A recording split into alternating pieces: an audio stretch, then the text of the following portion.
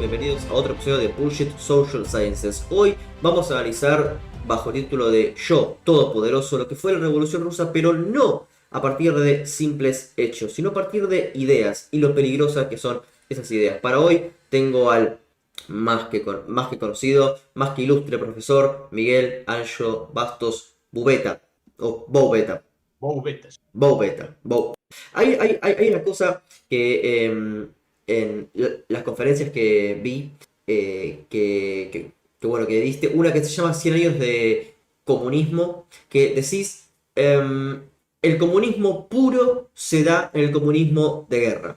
Y en el comunismo de guerra, Trotsky fue igual de asesino que Stalin, contrario a lo que va a la visión común, que es Trotsky, artista, sensible, Frida Kahlo, Diego Rivera, un literato. Me gustaría como ir sobre esa idea. Y Lenin también, ¿eh? Sí. Hay una biografía muy buena, que es la de Volkogonov, que no sé si es muy conocida, la de Lenin. Ahí también explica ya también que el proceso de terror ya empezó con él. Pero Trotsky también. Trotsky, bueno, eso hay que recordar. Bueno, Trotsky fue el que armó el Ejército Rojo. Como militar era muy bueno, ¿eh? No hay que decir que armó un buen ejército y fue capaz de derrotar a Denikin, a generar todos los ejércitos blancos, ¿no? Fue buen militar. Lo que pasa es que fue también un represor, pero fue un represor incluso contra los suyos. En la famosa revuelta de Kronstadt, que fue una revuelta de los anarquistas de izquierda proletarios, querían continuar con los soviets, querían continuar con una forma de autogestión y tal, y Trotsky la reprimió a sangre y fuego. Pero reprimió miles de personas, es decir, miles de personas de su bando, ya para empezar, ya no del enemigo. Trotsky fue un represor, lo que pasa es que perdió después la batalla con Stalin, es decir, no tiene nada de santo. Y después, claro, efectivamente, tiene esa imagen así buena, efectivamente, de luchador contra el estalinismo, efectivamente, como vivió en México, etcétera, y tuvo así el apoyo de buena parte de la intelectualidad. De hecho, yo creo que en su momento era más apreciado por los intelectuales que el estalinismo. El trotskismo era una especie de marxismo para intelectuales. Bueno, y la prueba está, por ejemplo, todos los neocon modernos, ¿no? Podorez y Cristo, estos son trotskistas de origen. Debatían en los círculos trotskistas de su universidad, creo que en Nueva York, discutían allí y de hecho las perspectivas trotskistas las aplican al estudio del imperio americano y o sea, defienden, por ejemplo, un modelo de democracia universal o de imposición, digamos, de la democracia a todo el mundo, que es una transposición de los modelos trotskistas de expandir la revolución al resto del mundo, ¿no? Este es uno de los grandes temas del trotskismo. Después era un literato, escribió aquel libro que se llama Literatura y Revolución, que es un libro así muy famoso, donde se plantea incluso una visión muy utópica del marxismo. Seremos tan inteligentes casi, bueno, no recuerdo exactamente la cita, pero seremos tan inteligentes como un premio Nobel y hasta respiraremos mejor, decía Trotsky, cuando llegue el socialismo. Es decir, que seríamos una especie de casi de superhombres, superintelectuales cuando llegara el socialismo, pues se desenvolverían todas nuestras capacidades, ¿no? Esa es la idea de Trotsky. Pero, ¿por qué el comunismo de guerra es el comunismo puro? Porque el comunismo incluso abolieron el dinero. Casi lo abolieron el dinero. Querían abolir el dinero. Porque querían... Al principio, esto es más bien obra de Lenin que de Trotsky. A ver, el teórico del marxismo económico es Bukharin y es el mejor de todos, ¿no? Es el mejor de todos ellos para mí, como se decía. Además, aunque Lenin estaría a cabo con él, la teoría de la nación, la escribió Bukharin, o sea, fue un gran teórico. Escribió con Prevratsky la ABC del comunismo y escribió una serie de obras muy serias. Dice que además analizó muy bien el dinero, dijo aquello que me gusta a mí mucho, de que la inflación es como una ametralladora contra el capital, ¿no?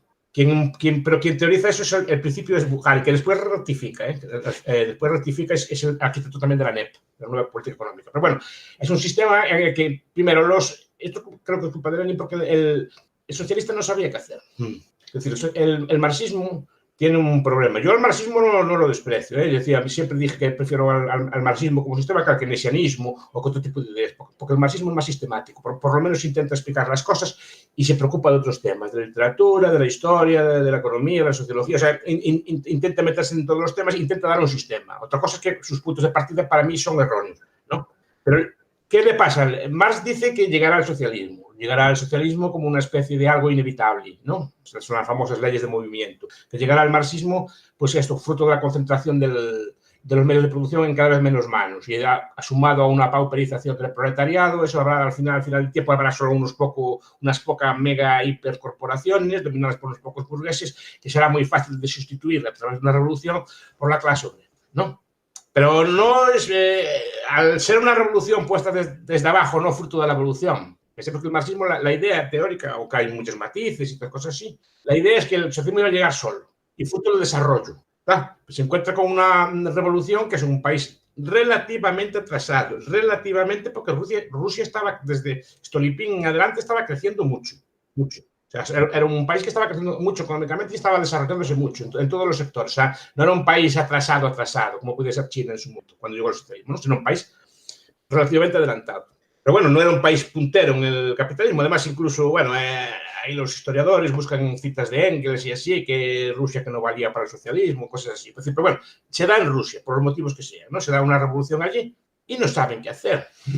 Porque Marx es muy bueno criticando el capitalismo, muy bueno. Es decir, dedica toda su obra a criticar el capitalismo y a explicar lo malo que es y todas las cosas que hace. Pero no dice lo que va a ser después. Dice que llegará, pero no dice cómo va a gestionarse aquello después. Entonces Lenin, en una serie de libros, que se han estado en la Revolución y otros, empiezan, en las tesis de Abril, empiezan a decir a ver cómo va a ser el Estado socialista cuando llegue el Estado socialista y no saben muy bien qué hacer. Y al final, al principio, lo que echan en mano es de la planificación central. La planificación central que la copian de la economía de guerra alemana de la Primera Guerra Mundial, que era una economía planificada. Dice, pues será como eso, así planificado. Pero dice que aunque Lenin dice que el Estado será simple, que hasta, creo que dice que hasta una cocinera cualquiera podría gestionar el Estado, o el Estado sería algo como una oficina de correos, pues sería una cosa así muy simple. Cuando llega la verdad no sabe muy bien qué hacer. Entonces, echan mano de los sistemas de planificación central de la Alemania, digamos, comunista. Perdón, de la Alemania de la Primera Guerra Mundial, no la Alemania comunista, la Alemania de la Primera Guerra Mundial, de Walter Rathenau, que fue el gran planificador de aquellos tiempos. Empiezan a elaborar un esquema de planificación total, que el Estado se hace cargo de todo. Elimina el pequeño comercio, no solo el gran comercio, sino el pequeño y mediano comercio, la pequeña y la mediana industria, centralizan, o sea, controlan el dinero, quieren abolir el dinero, quieren hacer sistemas de pago pues, a través del trueco, a través, digamos, de entes centralizados de distribución, a través de racionamientos o a través de almacenes estatales, ¿no? Pero también monopolizan el comercio exterior, monopolizan la banca, monopolizan todo, o sea, controlan todos los medios de producción. Pero claro, llega un momento que es un caos. No hay dinero. A ver, no hay dinero, el dinero es un dinero administrado. Solo hay un comprador y solo hay un vendedor. Entonces, no hay un sistema de planificación aún instalado. Entonces, claro, se desarrolla el caos. Pues no lo digo yo, lo dice un académico trotskista. Y además hay una película que no recuerdo el nombre, creo que era Verdov, era el director. El cine ojo, lo llaman así. Sí, que en un momento... Sí, pero que en un momento él está... muestra que un payaso hace unos trucos o algo de un circo y le pagan con pan duro. O sea, eso está evidenciado en un documental de 1924. Sé que está discutido, pero la idea era abolir el dinero y durante creo que algún tiempo llegaron a abolir el dinero. A ver, en esta cosa yo leí... Sé que tenían algún tipo de cuenta, después tuvieron que volver al Servonet, que era una moneda en oro, siempre creo que acabaron con el dinero y acabaron con el valor del dinero. Crearon una hiperinflación y acabaron con el digamos, el dinero no tiene valor. Entonces, al final acaban recurriendo al trueco, al cambio, al intercambio, o cosas de ese estilo, ¿no? Y ese es el... Claro, después querían crear un hombre nuevo. Esto hay un libro que se llama Michel Albert, El hombre nuevo soviético, que explica mucho estas... Es un gran libro, pues no sé si es muy conocido, pero que explica todos los intentos utópicos de crear hombres nuevos y crear así, hasta aquellos cuentos de Bogdanov, Estrella Roja en Marte, de crear así utopías comunistas en Marte, que son un libro muy bonito, ¿no? Origen ¿no? Esa literatura la leí. El socialismo siempre me interesó, o sea, me interesó como estudio. Entonces, aquello fue un fracaso total y duró, creo que fue el de 1918 hasta el año 21. Fueron 3 años.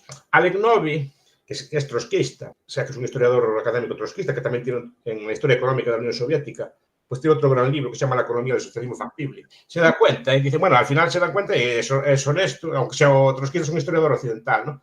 Dice que fue la mayor caída de producción desde que hay historia escrita. Porque fue un desastre en muchos sitios. Se puede culpar a la guerra, pero hubo guerras en otros sitios y no cayó la producción tanto. Era una descoordinación. Esto lo analiza muy bien un economista proto-austriaco o próximo a la escuela austriaca, que era Boris Brutzkus, que era un autor muy amigo de Hayek, que era un economista agrario, si no recuerdo mal, que vivió en la Unión Soviética en aquellos tiempos y analiza, digamos, la Unión Soviética desde un punto de vista más o menos austriaco, más o menos próximo a la escuela austriaca. Economic Planning in Soviet Russia, se llama así. Y explica, bueno, que era un desastre total, que no había coordinación. Yo recuerdo el ejemplo que había barcos de pesca todos montados, pero faltaban anzuelos. Entonces, como no había anzuelos, no podían pescar. No, porque falta la coordinación. Al estar todo centralizado, basta con que el planificador o el órgano de control central, que aún no había de aquellos sistemas de planificación de polaco en Stalin, ¿no? Pero el encargado de eso es con que se olvide de una cosa, ya le estropea todo. En cambio, si el que está en el barco sabe lo que hace falta en su barco, no depende de ningún ente central. Sabes que si no hay anzuelos no puede, entonces ya se encarga el capitán o el encargado, ya se encarga de recopilar todas las cosas. Pero un planificador central, a lo mejor en Moscú, no sabe si hace falta anzuelos, no, se lo olvidan y no hay barco. Ahora, volviendo un poco para atrás, ¿por qué querés que se le llama Revolución de Octubre y no golpe de Estado de Octubre, que es más bien lo que pasó contra Kerensky? Primero fue un golpe de Estado, obviamente, un golpe de Estado más muy bien dado. Trotsky dio 2 golpes de Estado, el primero le funcionó, el segundo no. ¿No? Pero el primero que funcionó fue el golpe de octubre.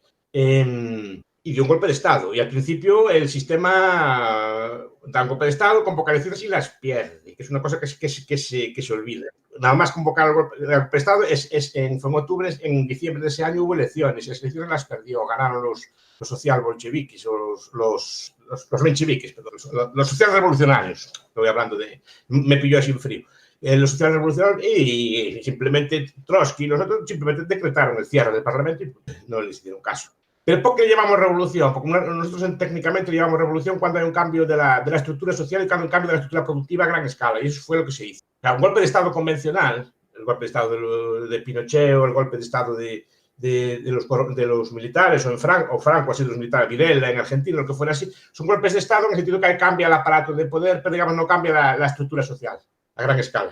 No hay un cambio radical de la propiedad, no hay un cambio total de las formas de vida, de las costumbres, etc. Es un golpe de Estado. El golpe de Estado, digamos, es una lucha dentro del aparato del poder. La revolución es cuando hay un cambio de la estructura de propiedad, por ejemplo, o un cambio de la estructura social, que también se dio en este caso, y a gran escala. Entonces, las 2 grandes revoluciones fueron la francesa y la rusa. Justamente iba a esa pregunta. Hay una analogía que es directa con la Revolución Francesa y que incluso los autores de la Revolución Rusa eran conscientes de que estaban imitando o tratando de analogarse a la Revolución Francesa. La Revolución Francesa desde su inicio, más es la primera revolución, digamos, de la modernidad, la primera que está estudiada, la primera que intenta también crear una especie de sociedad nueva, llega a cambiar el tiempo, cambia las horas, cambia las medidas, cambia los calendarios, quiere cambiar la forma de vida, cambia la forma de administración. Entonces es un sistema que tuvo mucho éxito y siempre fue el modelo para todas las revoluciones ulteriores. Es más, la revolución rusa sigue muchos de los, obviamente cada uno no es distinto, pero sigue muchos de los esquemas que tuvo la Revolución Francesa. En el sentido, por ejemplo, las luchas que hubo en el poder, o sea, en ambos casos, la Revolución devora a sus hijos. Es decir, los que hicieron la Revolución Francesa, muchos de ellos acabaron guillotinados. Y los que hicieron la Revolución Rusa, muchos de ellos acabaron mal también. Menos algunos, el propio Trotsky, por ejemplo, ¿no? Acabaron mal, ¿no? Es decir, el propio Bukharin, repito que es un autor que hay que comentar porque Bukharin estudió la escuela austriaca. Bukharin estudió en el seminario de Von Baber y escribió un libro específico contra la escuela austriaca, de los pocos en aquellos tiempos que conocía la escuela. Se llama La economía política del rentista. Pero Bukharin acabó, pero Brzezinski también acabó fusilado, ¿no?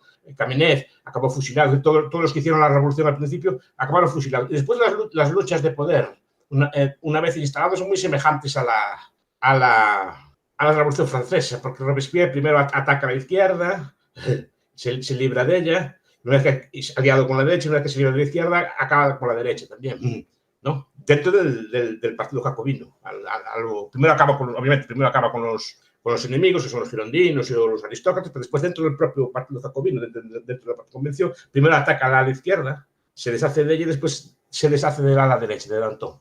Ahora, cuidado, aquí también pasó lo mismo. Por ejemplo, Trotsky era la izquierda dentro del dentro del comunismo, una vez ya instalado en el poder, había un a la izquierda, quería como profundizar en la revolución, había un a la derecha que era Bukharin, y digamos, Stalin que estaba como en el centro, ¿no? Y la izquierda eran si no recuerdo mal, eran Preobrazhensky y Trotsky. Además, como buenos marxistas, eran muy anticampesinos. Porque, claro, que es un tema que empezamos a hablar y no acabamos, porque está toda la famosa crisis de las tijeras. No sé si oyeron hablar de eso. Sí, sí, ha estado en alguna de sus conferencias, pero sí. No, Sí, sí, es un debate que hay sobre quién tiene que financiar la revolución rusa.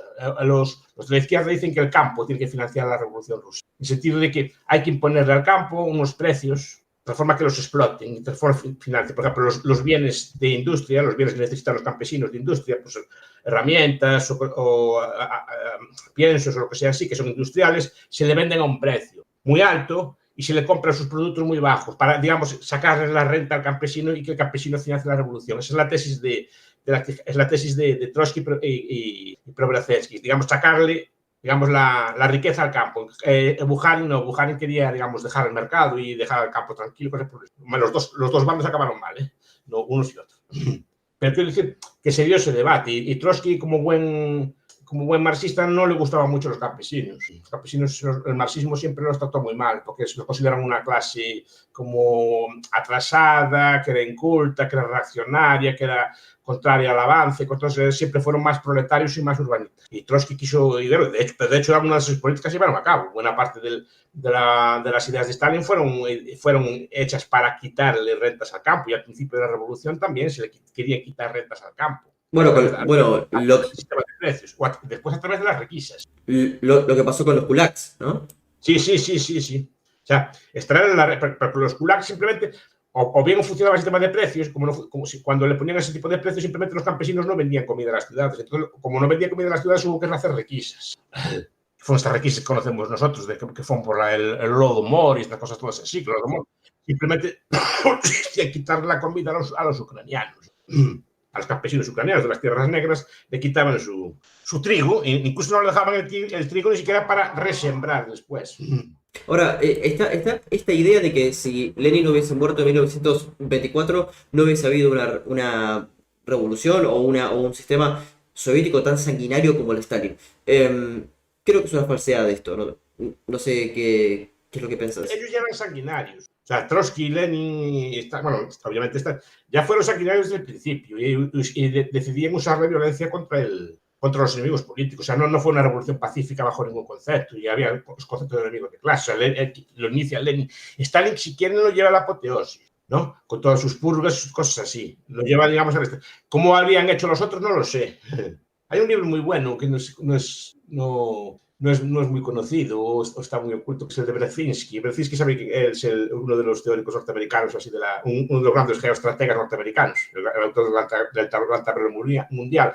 Uno de sus primeros libros se llama La purga permanente. Está en el Fondo de Cultura Económica, es un libro viejo, ya tiene muchos años, creo que no se reeditó desde entonces. Y explica cómo en una revolución de ese estilo es necesario que haya purgas. Pues para hacerle sitio a la gente nueva, para poder incorporar nuevos cuadros, tienes que expulsar a los viejos y los vas liquidando, ¿no? Entonces, dice que Stalin hizo una cosa políticamente bastante lógica en ese tipo de circunstancias. Pero bueno, el criminal, efectivamente, a gran escala fue Stalin, fue el que pasó a la historia como tal. Los otros tampoco eran santos. No sé si habrían llegado a la misma escala, si habrían usado los mismos métodos o lo que fuera, pero desde luego santos no eran en este aspecto. O sea, usaron mucho de la violencia. Por eso, porque hay algo que a mí lo que me llama...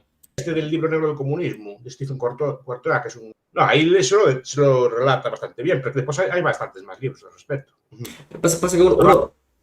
¿no? Rusia, la tragedia de un pueblo, ese tipo de libros le documentan bastante bien la represión por Roma. A mí me impresionó mucho cuando leía el de Courtois, pero después lo leí en otras fuentes, es el Krost, porque yo, como sabes, me gusta mucho el anarquismo, entonces estudio mucho el anarquismo también el de izquierdas, ¿no? Y veo pero los anarquistas le tienen más fobia siquiera al comunismo. Yo nunca vi gente que odie tanto el comunismo como un anarquista de izquierdas, todos los de aquella época. Porque tienen todos los agravios de lo que les hizo Trotsky cuando gobernó, que liquidó, digamos, a todos los anarquistas rusos. Y tienen muy grabado lo de Trotsky.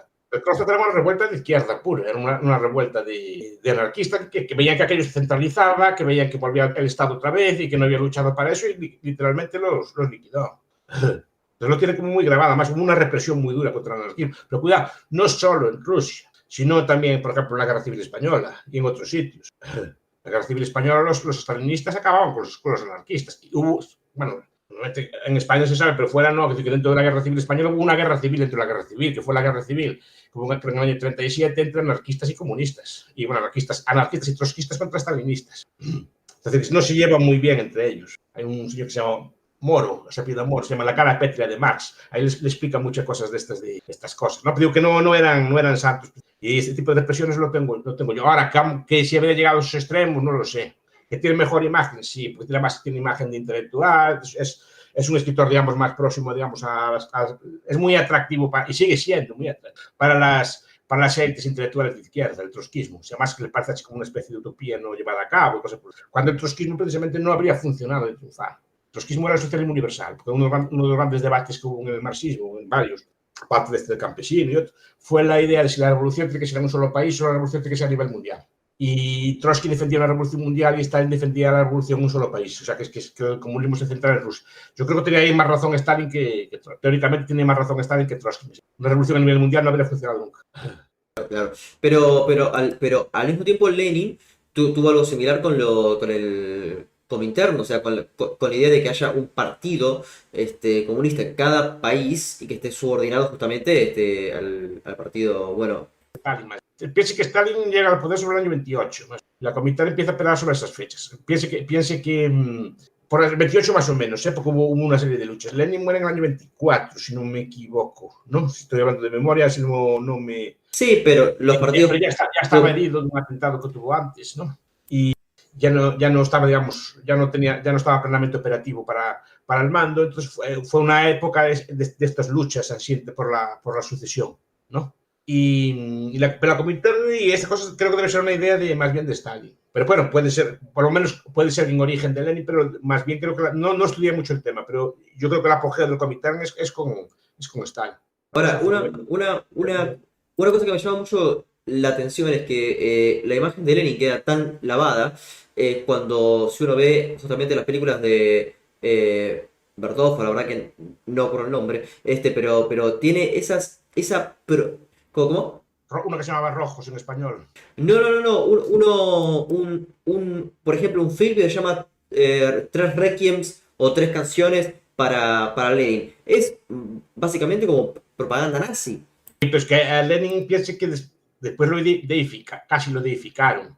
De hecho, su momia aún está expuesta. Es decir, como que lo santificaron. Digamos que hicieron como el líder de la revolución y lo blanquearon totalmente. Hicieron como un líder. Pero cuidado, y esa propaganda funcionó a nivel mundial. Siempre aparece como Lenin el bueno y Stalin el malo, ¿no? Y Lenin ya había empezado todas estas cosas. Ya había empezado todas estas purgas y represiones, cosas por el estilo, ¿no? Entonces no es tan bueno como dicen. Pero la fama le quedó y sigue siendo, digamos, bien visto hablar de Lenin. Ahora, por ejemplo, con las expropiaciones que hubo dentro del leninismo, ¿crees que el Holodomor hubiese sido hecho también por Lenin? O sea, ¿hubiese sido una consecuencia que él también hubiese hecho? Yo creo que una de las claves de que los rojos ganan la guerra es que ellos, digamos, socializaron la tierra y se la repartieron a los campesinos al principio, los primeros años. Y eso fue muy popular. Muchos campesinos apoyaron la lucha. Quien la recentraliza de nuevo es Stalin.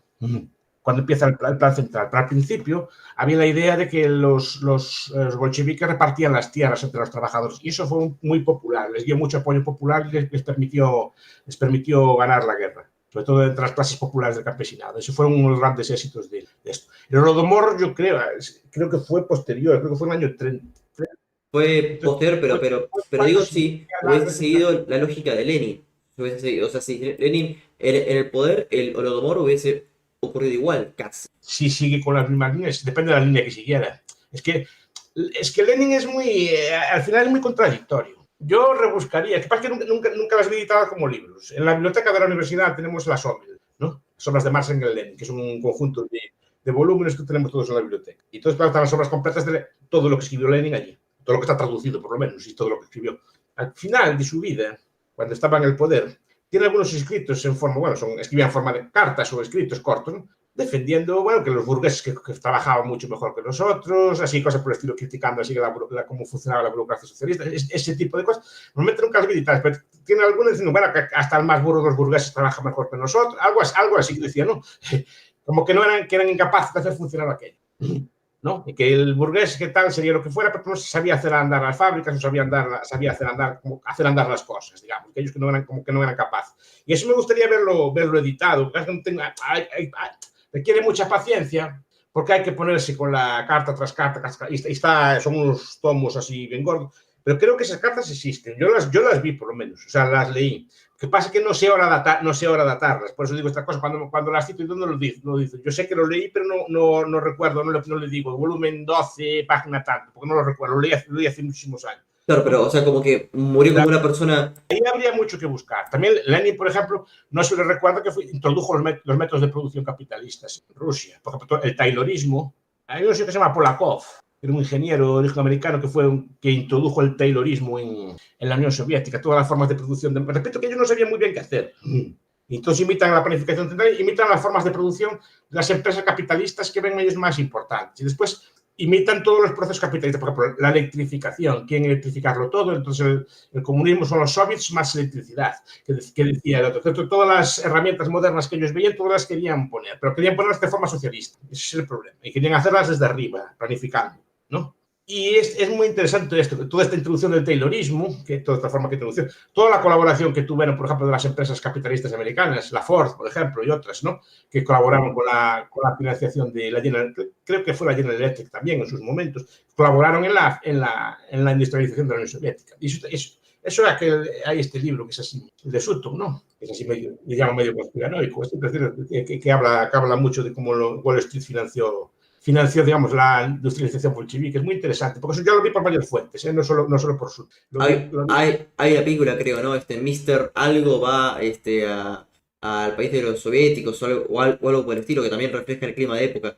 Sí, no, porque ellos recurren a industrias, sobre todo al principio, recurren a industrias de Occidente, las más avanzadas, para que los primeros tractores que había por allí, creo que eran tractores Ford, porque ellos incorporan técnicas de producción del Fordismo, el taylorismo, la incorporan allí en la Unión Soviética, y creo que tuvieron colaboración técnica con empresas americanas.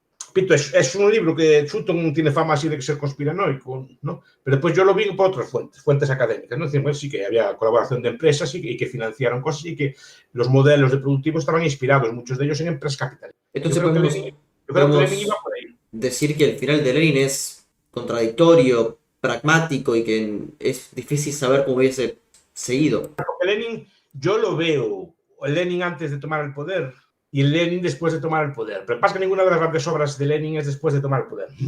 Lo que estudian, digamos, los marxistas son las obras de Lenin antes de, pues, el materialismo y el empiricismo, estudian esto del Estado de la Revolución, que son las grandes obras de él, las estudian que son antes de tomar el poder, cuando él era un revolucionario que andaba por Suiza y andaba por ahí, ¿no?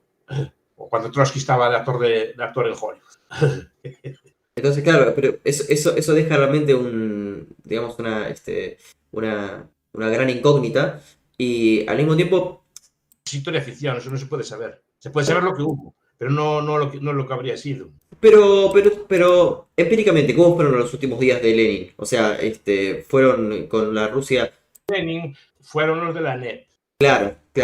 Y la NEP es una vuelta atrás. Es una especie de socialdemocapitalismo como el que hay ahora. A ver, guardando todas las distancias, todas las cosas así, ¿no?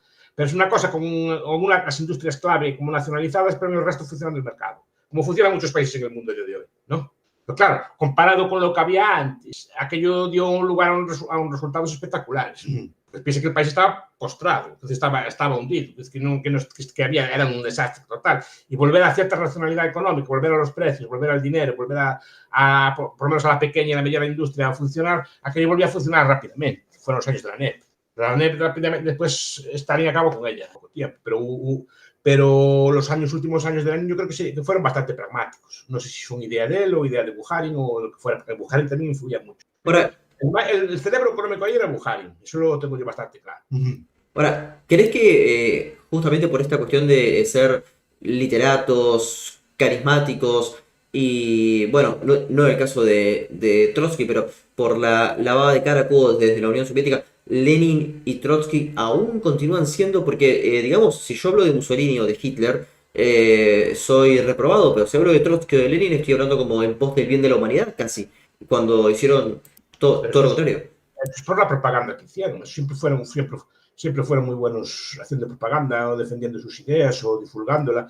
Y sobre todo usaron lo que decía Gramsci, pues esto de intentar acercarse a los intelectuales, intentar acercarse a las escuelas, intentar acercarse a los medios de comunicación. Y eso lo consiguieron bastante bien durante bastante tiempo. Ahora están un poco de capa caída. Pero sí que eso lo siguieron bastante bien. Y claro, y de hecho, la formación de muchos académicos, yo lo veo muchas veces, ¿no? Es decir, incluso hablando con empresarios, los empresarios muchos de ellos tienen las categorías marxistas en la cabeza. No que sean marxistas ellos, pero las categorías marxistas, los conceptos marxistas, los tienen muchas veces en la cabeza porque son los que les enseñaron en la academia. Ahora ya no tanto, pero aún seguimos hablando de explotación, seguimos hablando de todos los conceptos de, por ejemplo, de las megacorporaciones, de centralización, de la concentración de capital, de la disminución de la tasa de ganancia. Este tipo de conceptos seguimos usándolos aún más o menos cotidianamente, pero en el lenguaje político normal, ¿eh? Y no en gente, digamos, muy ideologizada. Forman parte, en muchos casos, ya del acervo común, de cómo piensa la gente común. Y eso es el gran éxito de ellos. Entonces, ahí como para ir cerrando, ¿no? ¿Cuál sería la reflexión en términos de cómo evitar este tipo de tragedias que es empezar una sociedad de cero? ¿Cuáles son los recaudos ideológicos o intelectuales para tomar para evitar este tipo de catástrofes? Claro, normalmente pensamos que todo, porque es una tentación muy del ser humano, de acabar con lo que hay, empezar todo como de cero, empezar todo a reconstruir todo de cero. Y eso es lo que no se puede hacer. Eso ya nos advierte Harry, por ejemplo, la fatal arrogancia, ¿no? Que es esa fatal arrogancia de querer, como somos muy listos, y yo no digo que el socialista muchas veces es una persona inteligente, eso yo no lo niego. ¿Por qué lo digo? Porque son personas porque están interesadas en ideas, son personas que están interesadas en cambiar el mundo, o sea, no son personas en general no son personas vacías, es decir, están persuadidas de que pueden cambiar el mundo, ven el mundo injusto, se preocupan por las ideas. No, a ver, por eso digo que no muchas veces decimos, no, que son así. No, son personas que y además que tienen un ansia intelectual, tienen, cuidado, ansia que muchas veces nosotros no les somos dar. El capitalismo no le sabe dar alimento a sus intelectuales. No se preocupa ni de literatura, ni de historia, ni de arte, ni de filosofía. O sea, entonces, quien nos alimenta muchas veces es la filosofía marxista, que es una filosofía bien estructurada, ¿no? Y esas ideas están presentes aún en la gente. Entonces, Hayek, cuando habla de fatal arrogancia, dice, vale, estas personas son, normalmente los socialistas, una persona bastante inteligente o muy inteligente, que precisamente para tener esas ideas, piensa que puede cambiar el mundo. Es como decimos, si usted, don Facundo, le dejaran mandar, ¿qué haría? Pues yo haría esto y lo otro, ¿no? O yo, ¿qué haría usted? No, yo haría cambiar. No, a ver, lo que dice Hayek es que no se puede cambiar el mundo por decreto, que no se pude planificar cómo va a ser el mundo de futuro, que hay que descansar más en la tradición. Es que para mí son uno de los grandes libros de Hayek, pues, con todos los salvedades que se le quieran poner, pero a mí me interesa mucho ese concepto de Hayek, que descansamos mucho en cosas del pasado, por ejemplo, todo el papel que tiene la religión, a la hora de estructurar la moral, todo el papel que tienen las tradiciones, la cultura, etcétera, ¿no? Las normas de cortesía y de educación, todo ese tipo de cosas, cómo ordenan el mundo. Y claro, querer acabar con todo eso, lo que hace es desordenar el mundo y no es capaz de montar un mundo nuevo porque no tienes la capacidad de crear un mundo nuevo. No tienes capacidad mental, por muy listo que seas, de diseñar un mundo nuevo. Porque diseñar un mundo nuevo es algo muy complejo. Esa es la idea que yo advertiría. Entonces, por eso yo también tengo un aspecto conservador. Descansar un poco en la tradición, descansar en los viejos valores. Las religiones pueden creer o no en ellas, pero son una forma de transmitir valores de forma tácita y muy útil y muy pertinente, ¿no? Es decir, esa es la idea, es decir, que no querer acabar con todo y rediseñar todo. Todos los intentos que hubo de rediseñar todo acaban siendo un desastre, porque descoordinas lo viejo, pero no eres capaz de crear nada nuevo. Ahora, es interesante que en los fundamentos de la libertad, de Constitution of Liberty, Hayek diga algo así como, sí, está bien todo el paso evolutivo hacia la gran sociedad y todo eso, pero es necesario que, más allá de libertad, haya como una vigilancia sobre los valores. Él hace hincapié. Eso estoy diciendo, que es importante defenderlo, ¿no? Muchas veces nosotros pensamos, no, Mercado Libre solo. Espera, Mercado Libre no opera en el vacío. Capitalismo no opera en el vacío. No vale en cualquier sitio. Tiene que tener como una civilización bien bien sustentada, tiene que tener unos valores civilizatorios previos para que pueda darse, y que a su vez contribuyen también a mejorar, pero no se construye en el vacío. Si usted destruye todos los valores civilizatorios, también acaba destruyendo, digamos, los valores que fundan el capitalismo. Como digo yo, vale, podemos tener todo el capitalismo que quieras, pero un pueblo hipotético de vagos, borrachos, que estén todo el día sin hacer nada, poco capitalismo va a salir de ahí. Aunque el sistema económico legal, aunque las normas sean todas así las más libres del mundo, si tiene una población que no ahorra, gasta, está todo el día, pues eso, ociosa, cosas por el estilo, no vamos a sacar nunca un país capitalista. Pues, porque el capitalismo al final son personas también, no es un sistema independiente de las personas. Si las personas pierden sus valores, pierden su ética, su ethos de trabajo, de hacer las cosas bien, de ser responsable, de ser puntual, de cumplir con lo prometido, etcétera, poco capitalismo vamos a tener. Y el logro, porque el capitalismo se funda en sociedades de ese estilo, que tienen unos valores previos, y eso es lo que hay que mantener también. Pero claro, pues por eso, por ejemplo, todos estos, los revolucionarios modernos, todos hablan de liberarse de los instintos, estas cosas así. Claro, pues saben que si liberan los instintos, esto es una cosa que está en Eric Fromm, pero que estaba también en André Gide, en literato, que en un libro que se llama Los alimentos terrestres, que fue un libro terrible en ese aspecto, en el sentido de liberarse de todos los instintos, liberarse de todas las restricciones, liberarse de hacer lo que uno quiera. Claro, eso lo entendía muy bien Marcuse y todo esto, ¿no? Si hacemos esto, se disuelve la sociedad capitalista, y es cierto. Es cierto, sí. Dio la tecla en ese sentido. Ellos sabían muy bien dónde atacar. Y atacar a la ética burguesa. Y lo saben muy bien, ¿no? Y atacan los valores centrales de la civilización. Y saben bien dónde atacar. Y eso es su gran inteligencia. Lo que pasa es que nosotros muchas veces no sabemos defenderla. Pensamos, no, que el capitalismo es solo capitalismo y nada más. No, requiere toda una civilización detrás, unos valores civilizatorios detrás. Eso es lo importante recordar. Por eso muchas veces cuando hablamos de guerras culturales que son importantes, porque si no se destruye el ethos, ¿no? El ethos capitalista. Bueno, creo que con estas reflexiones muy agudas, podemos ir cerrando.